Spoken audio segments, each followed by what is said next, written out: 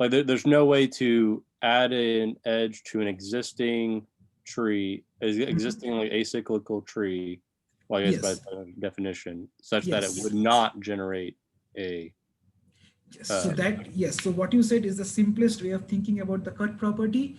If we add two trees together with an edge, the resulting thing is also a tree. If that edge happens to be the lowest possible cost of adding those trees, that resulting tree becomes the minimum spanning tree. That's all. Okay, perfect. Remember that it was not that obvious when people actually thought of these algorithms or these properties when we were talking about graph theories, right? It looks obvious now, but imagine a random graph.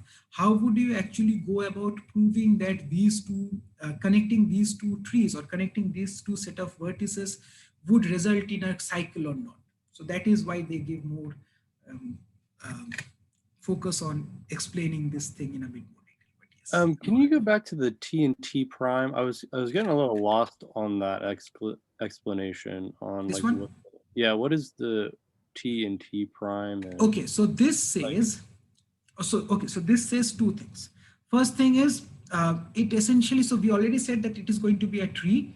What this T and T prime says that if we add an edge that is the lowest possible cost of connecting these two edges, these two cuts, then it ends up being a minimum spanning tree. So essentially what it says is, if we have our current tree, which currently has this particular edge that has a weight of WE. No, sorry, my bad. We have this current tree weight, which has this weight T, weight of T, and it currently contains an edge E prime that has a weight of WE prime. So if we remove that particular edge from this tree, it would end up being a disjoint tree, right? Because there is no cycle, so we can't have one edge removed and still have a tree. So removing this edge would create two disjoint trees, and adding back another edge to connect these two trees, where the weight of this new edge is smaller than this old edge that we removed, would result in a tree that would have a lower weight than the current original tree. Right, so that is what it says, that adding this new lower cost edge, always adding a lower cost edge, would prove that it is still going to stay a minimum spanning tree. okay, so like let's say you had two countries that are your two separate trees, right? And then you Mhm. have two bridges between them, and all you're saying is if you take the bridge that's cheaper, Yep. that's good. That's going to result in a minimum Single, spanning that's tree. basically a single country that again is a tree, a minimum spanning tree. Yes. Okay, so yeah, I guess it's like a like fairly obvious. Like yeah, like if you're going to take the if you're going to take one route between two trees and you take the minimum route, that's going to obviously result in your minimum total Yes, spanning tree, right? it is obvious, but we have to also mathematically show Yeah, that. yeah, right. Okay. Exactly. It is obvious to us, but we still have to make that proof, right? And Right. secondly, it also says that if we have two edges that are the same cost, adding either one of them would still end up being a minimum spanning tree. That just comes from the previous one. Okay. Mm, okay. Are we here? Yeah.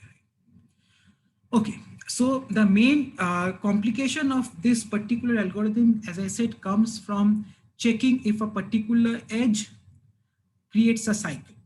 And one solution that we just looked at, that is a one potential solution, is that as long as we are connecting vertices between different components, we are fine. If we are connecting components, connecting vertices in the same component, that is wrong. We should not do this. We should always connect vertices between two different components, right? So that, so let's say that you're writing this algorithm and you're trying to figure out that given these two vertices, you now need to know if they belong to different components or not. And now think about how you would do that. You have a bunch of components that you have access to. You would need to have a mechanism that says that for all of these vertices here, these belong to component, let's say component S, and for all of these vertices here, these belong to some component, let's say component V minuses. So we need a mechanism to figure out how to assign component IDs to our vertices, right? And if we have a quick mechanism to do that, then we can just check whether two vertices are in the same component or not. If they are not, add away. If they are, don't add, right? Okay. You kind of just need some way to traverse each disjoint tree and get like a list of nodes that are in each of those trees, and then if you find any edge, and then if you have some new edge, you just need to make sure that that edge, if it connects the trees, that it's connecting two separate trees, right? Exactly. So if I understand what you are saying is, let's say that I'm trying to add an edge from here to, let's say, here, right? Right. And you're saying that I would just traverse this entire tree until I find this particular vertex here. If I do find that vertex, then I won't add this edge, otherwise I will, right? Yep. Now imagine the time complexity of doing that. Yeah. Right? Probably pretty slow because you're iterating over all your vertices, right? And yes, exactly. And you're going to do that for every edge that you add. That cannot possibly be a good solution for this. We need to figure out a mechanism that is a faster solution to figure out what the components are. Gotcha. Okay. Okay. Okay. So we basically need some sort of a data structure that sort of makes our life easier. Easier in terms of time complexity, not coding, obviously. Okay. So Kruskal's algorithm basically contains three main parts. So yes, V plus E, but now you're also going to iterate through the edges, but you can't, for every edge, you can't, just for figuring out that two edges are connected on two vertices are in the same component or not, you cannot spend V plus E, because that makes it V times V plus E, right? Brian? Because we have to potentially do it for all possible vertices. So, well, all possible edges. So it ends up in your scenario, it ends up being E times V plus E, won't it? Because V plus E would be the first way of discovering all possible connected vertices, and then we have to do it for every edge.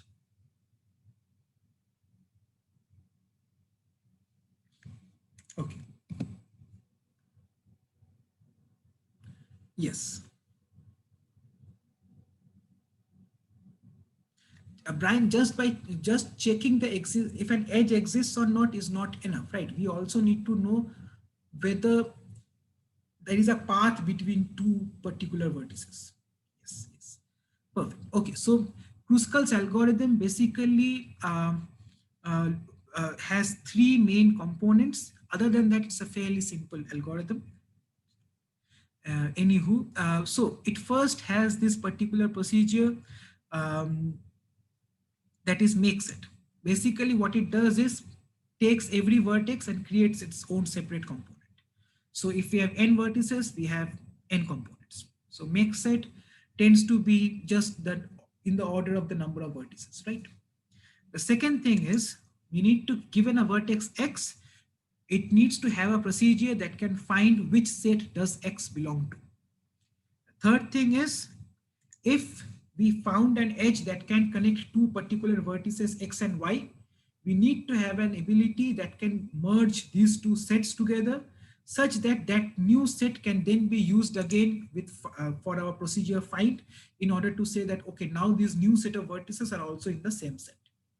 So make set is fairly easy to implement, but find x basically needs to find the current set it belongs to, and union basically tries to combine two different sets. So given those three abstract procedures, firstly, we would, for all vertices V, in V, we would create a separate entity for all of those vertices. That's big O V, done. Then we need to sort out all the edges by weight, that is E log V. That's an additional thing. Thirdly, for all edges in my entire set, I would pick the edge with the lowest cost. So I would pick them in the increasing order of weight. And remember that find basically would return the component ID of a particular vertex. So if find U does not equal find V, then it is a right candidate to be added to our set. So we basically add edge UV to X, and then we combine the two sets of U of which U belongs to and the set that V belongs to. We combine those two sets together into a new set. That is all, right? Okay, so how do we know what is the component of a particular vertex? So how Kruskal does it is a fairly nice way of doing it. Is it creates data structure. Okay. So Kruskal basically creates a data structure that, before I go into the data structure, Kruskal solves the component ID problem by saying that we would have this sort of data structure that would have one root node of a particular component. Any other child node in that component would say that this root node value is my component ID.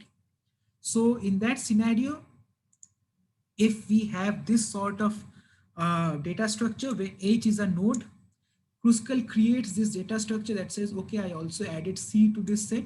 So the parent of C is H, the parent of D is H, the parent of F is H, the parent of G is D, whose parent is H, parent of A is F, whose parent is H. So for all of these child vertices, their parent or their grandparent, as far as we can go up, the highest possible root node that we can reach is this node that is H, and that ends up being the component ID of your set or your cut.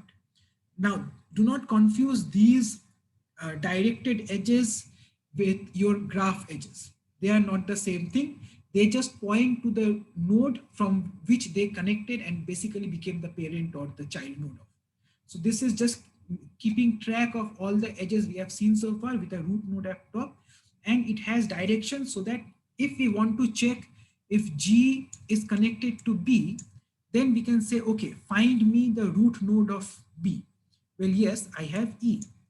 Okay, find me the root node of G. I go up, not yet the root node. I go up again. Okay, I find H. So the root node of G is H, the root node of B is E. I compare those two, not the same, fine. If we want to add an edge between these two vertices, again compare the root node of G, that's D, compare the parent of D and the parent of G to that is D, parent of D that is H. So the root node of G is H, the root node of A also ends up being H, so we can't add the edge that connects between these two vertices. So that is the data structure that Kruskal maintains in order to figure out if a particular edge or a particular pair of vertices belong to the same set or not, right? So here, whenever you see pi, basically it means that is the parent of a particular node. So let's look at the first two procedures, that is make set first, and then we will talk about find. So make set is simple. We just say that for every vertex X, X is its own parent. So pi of X equals to X. And we set something called a rank to 0. We'll come to rank